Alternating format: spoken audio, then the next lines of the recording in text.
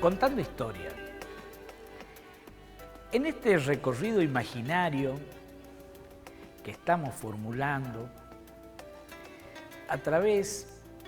de las andanzas, de las aventuras, de los llamados bandoleros rurales correntinos, y que dieran a esta provincia una fisonomía particular. Fisonomía que indudablemente estaba marcada por su geografía, por su historia, por su ubicación historio-geográfica, como decíamos. Ya Domingo Faustino Sarmiento, ese autodidacta, podríamos decir primer sociólogo que describió estas latitudes, decía que la provincia de Corrientes era una de las que más estaba presta a seguir con sus montoneras a los caudillos. Y decía que esto se daba porque en la flora correntina eran comunes las tacuaras. Entonces, a cualquier caudillo o patrón de estancia le era fácil cortar un puñado de largas tacuaras, enastarlas con un cuchillo y hacer de esto un temible arma para sus montoneras. Lo cierto es que Corrientes cubrió la difícil historia del siglo XIX con miles de almas y cuerpos que dieron su vida por la libertad y por los ideales por los cuales luchaban. De estos bandoleros, así denominados porque dicen algunos historiadores que esta voz viene de que ellos violaban los bandos, que eran la suerte de publicaciones que se hacían con la palabra escrita de la ley, y quienes actuaban contra lo establecido en los bandos se denominaban bandoleros. Hay historias en la lejana España de célebres bandoleros que, al igual que Robin Hood, asolaron los caminos, las campiñas, las campañas, salteando caminos, en esa modalidad del asalto a los caminantes, a los viajantes, a las tropas de carretas, de diligencias, de cabalgaduras que deambulaban los caminos reales del medioevo español. En el caso de el célebre bandido Robin Hood, que es quizá el que da sustento historial a toda esta suerte o a esta gavilla de porteadores contra la ley, hay algunos vestigios historiográficos que ubican la existencia ya en la época del rey Juan sin tierra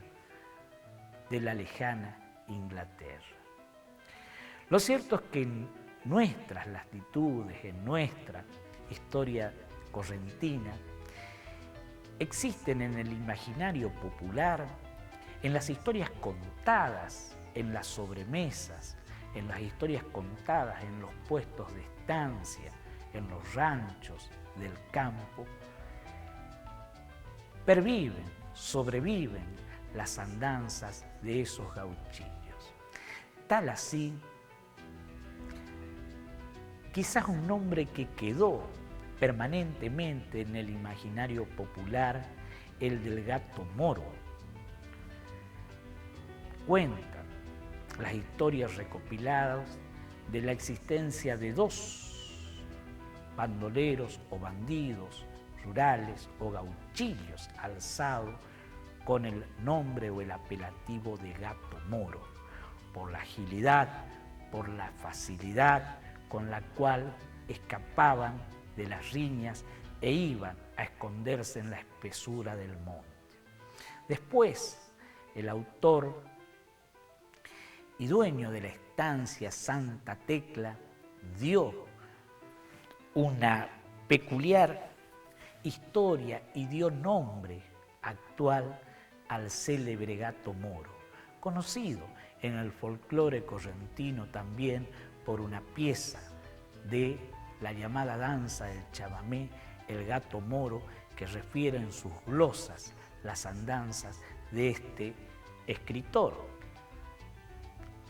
Esquer Celaya, que vendría a ser una especie del tercer gato moro de esos dos existentes allá en el siglo XIX. Otra forma común que se daba en nombrar a estas gavillas era por la indumentaria particular que usaban estos gauchillos para andar en la espesura del monte, para aguantar la inclemencia del tiempo, era siempre un poncho. Hay en la ciudad de Corrientes un lugar cercano al llamado Parque Mitre, el viejo sitial de la batería, donde se ubicaran las fuerzas que pasaran a la guerra de la Triple Alianza. Allí estaba un arroyo,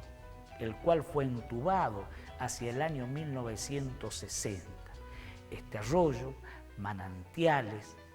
dicen algunos historiadores costumbristas correntinos que vivieron y sufrieron las andanzas de un sujeto maleante de apellido Poncio o Poncio. Otros dicen que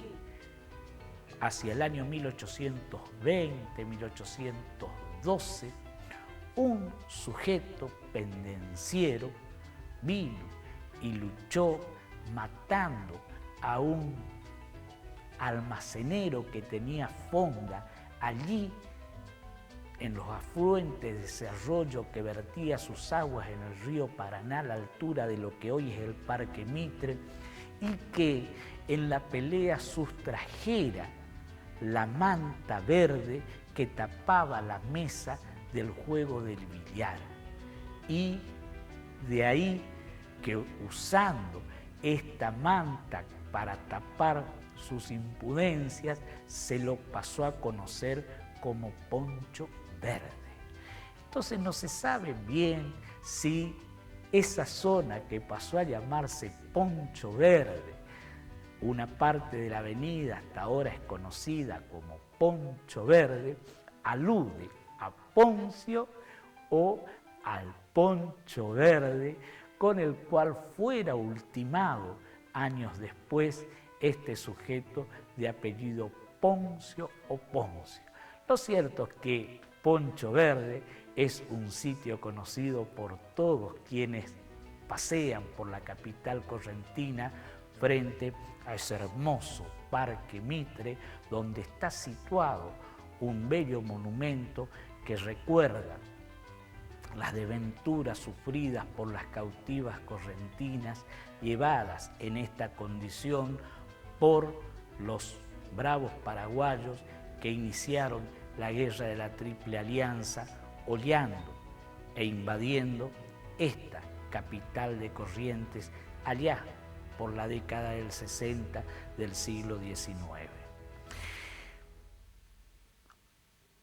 Otra particularidad que demostraban estos gauchillos era obviamente el uso de armas también peculiares. Entre las más caracterizadas, obviamente, tenemos al facón, cuyo nombre, facón, deviene, según algunos historiadores, del término portugués faca, que alude a una especie de cuchillo largo entre 60 y 40 centímetros, hecho regularmente de el cuerpo de una espada o de un sable. Este arma era el predilecto o el arma predilecta de los gauchillos. Tenía en su empuñadura lo que se llamaba el halcón o una S, que servía de defensa contra los hachazos con los cuales el eventual contendiente se defendía o atacaba. Después estaba también el caronero, que el caronero era el apelativo a una faca o un facón más largo que escondían los gauchos alzados entre las caronas. Tenía la forma regular de un viejo sable de menor porte y menor grosor. Era un arma temible, usado por estos gauchillos alzados, que usaban, por supuesto, o tenían en su flete, en su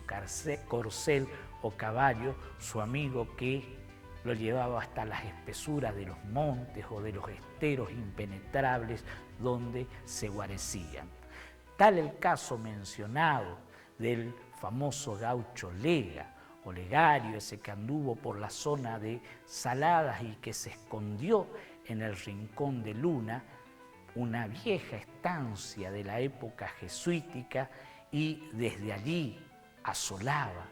permanentemente a la zona de Saladas, Concepción del Yaguareté, Corá, Burucuyá, San Miguel, San Roque, porque la zona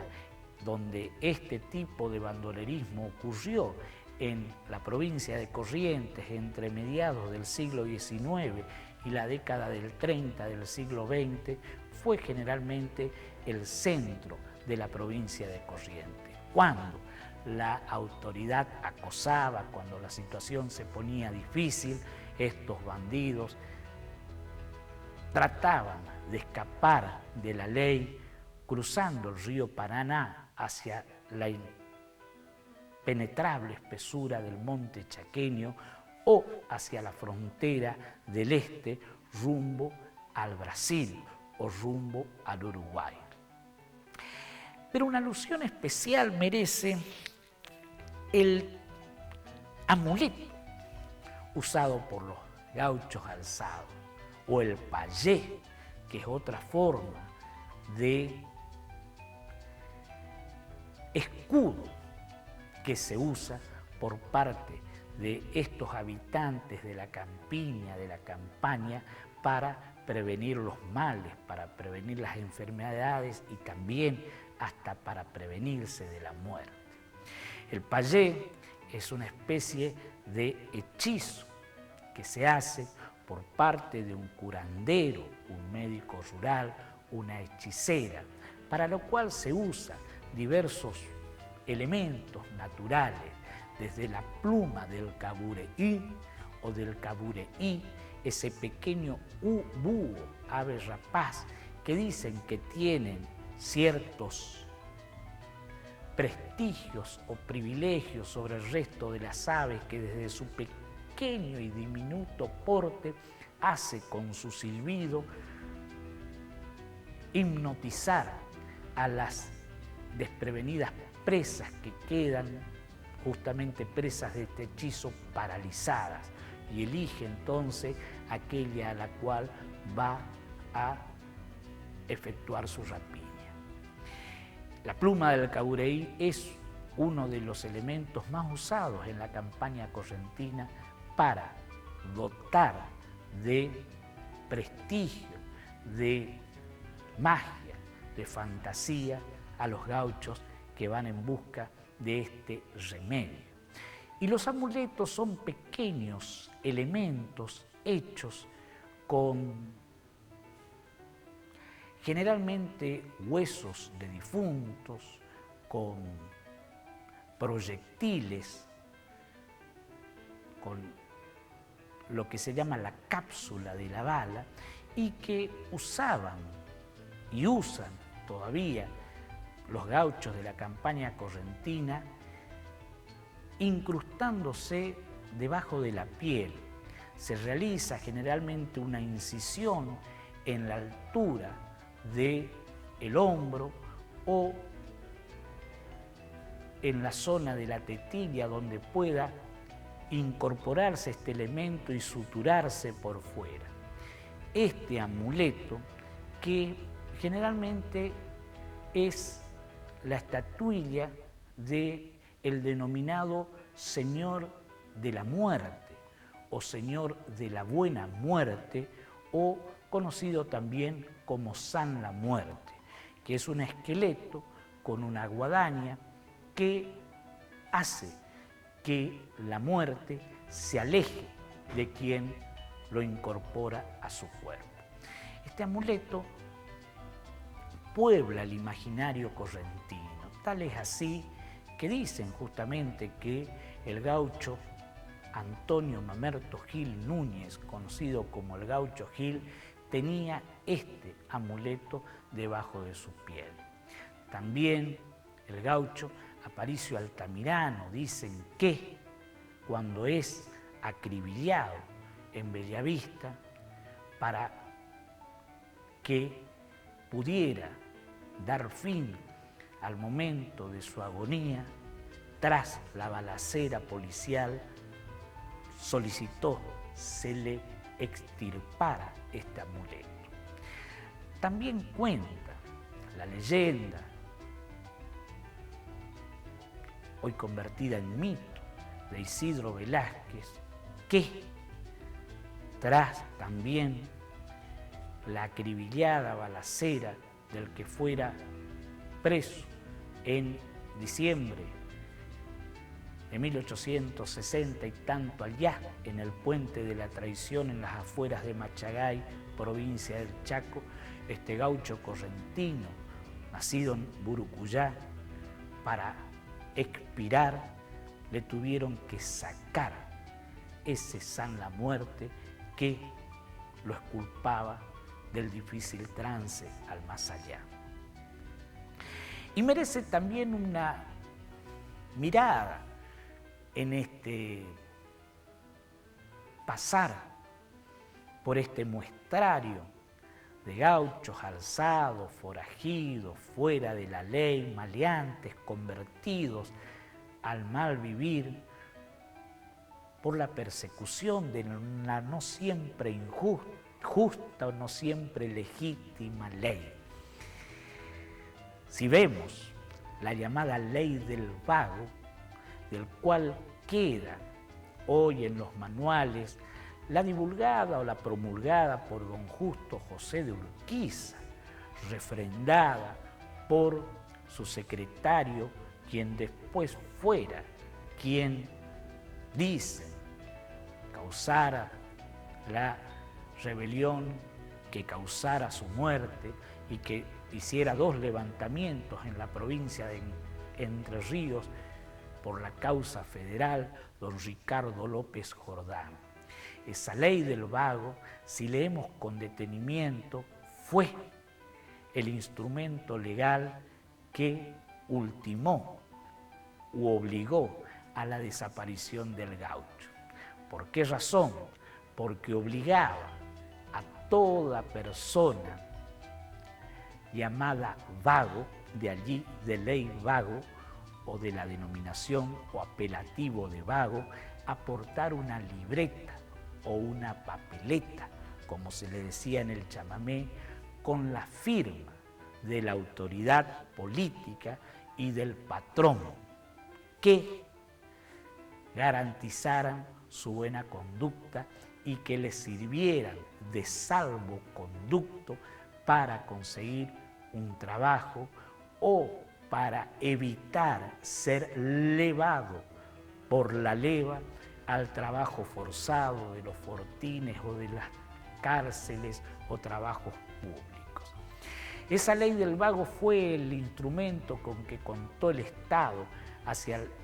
mediados, fines del siglo XIX, inicios del siglo XX, para la persecución de los gauchos. Por eso estos gauchos se hicieron bandoleros rurales, se hicieron acosados y temibles sujetos que, actuando en gavilla, en partidas, asolaban las campiñas y los poblados para, por su mal vivir, buscar el suministro para sus vicios, para su comida, ocultando lo avenido con su rapiña entre los pobres, que a su vez lo ocultaban en sus ranchos, en sus parajes alejados, para de este modo evitar que cayera la autoridad policial.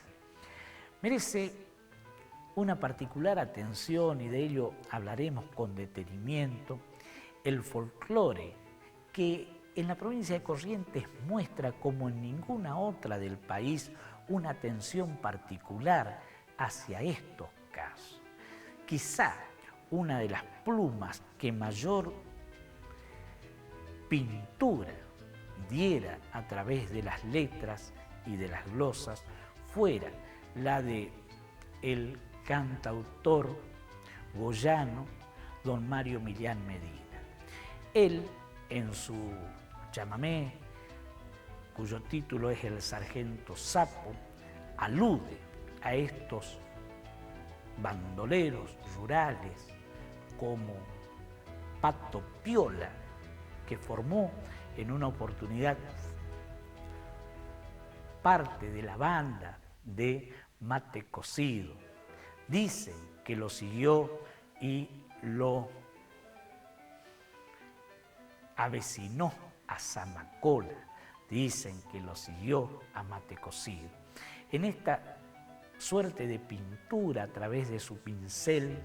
de cantautor, Mario Millán Medina fue pintando como nadie el retrato de estos individuos correntinos. En La Guardia de Seguridad cuenta cuál es la transformación del paisano correntino al sentirse autoridad. Se le da, por supuesto, el uso del sable, se le da el uso de la papeleta, se le da el uso de la gorra y del caballo armado, y de este modo entonces el gaucho bandolero pasa a formar parte de la Guardia de Seguridad. Es tan grandilocuente Mario Millán Medina que alude en su letra de que a los bolches o a las yanquis, si se llegan a aparecer, le voy a dar una sableada para que se dejen de bochinchear. Y también otra pluma correntina desaparecida, no hace mucho tiempo, pero a la edad de 70 años, la del cursucuateño don Edgar Estigarribia, quien pintara en glosas y versos muy precisos las andanzas y las costumbres del poblado lugareño, de la campiña del centro de la provincia correntina. Hay en particular una que alude a la politización del color, porque Corrientes tuvo, reitero, al contrario del resto de las provincias, en los colores asignados a los partidos políticos, la simbolización de una guerra a muerte. El Partido Liberal y el Partido Autonomista eran encarnados respectivamente en los colores celeste y en el color rojo o color colorado, como se le denominaba. Esta lucha a muerte caracterizó a toda la provincia de Corrientes en la mitad y fines del siglo XIX e inicios del siglo XX, hasta muy entrado el siglo XX, recién llegado al pacto en mediados del mismo siglo XX. Pero antes, el color celeste y el color colorado se distinguían hasta en la forma de tuzar a los caballos. La crin del caballo, la cola del caballo demostraban, al igual que el color del pañuelo, cuál era la ideología política del gaucho correntino. Hay una caracterización muy clara que hace también un escritor, poeta correntino, partido no hace mucho tiempo, don Florencio Godoy Cruz. Dice que en Corrientes se nacía colorado, o se nacía celeste, o sea autonomista o liberal, de forma natural. Entonces, esa caracterización, esa simbolización con el color fue única e hizo, reitero, de las peculiares campañas correntinas una particular presentación ante la política nacional. El Partido Radical, por ejemplo, que adviene desde una vertiente del Partido Liberal en Corrientes, que en todo el país se divisó por el color blanco de la boina usada en la Revolución del Parque, en la provincia de Corrientes no. En la provincia de Corrientes se distinguía y se distingue por el color verde. Y después, cuando viene el peronismo hacia la década de 1940 con el pañuelo blanco. ¿Por qué razón? Porque en la proscripción el peronismo votaba en blanco. Corrientes, una provincia distinta con su característica peculiar que la hace única en el concierto de las viejas 14 provincias correntinas. Contando historias.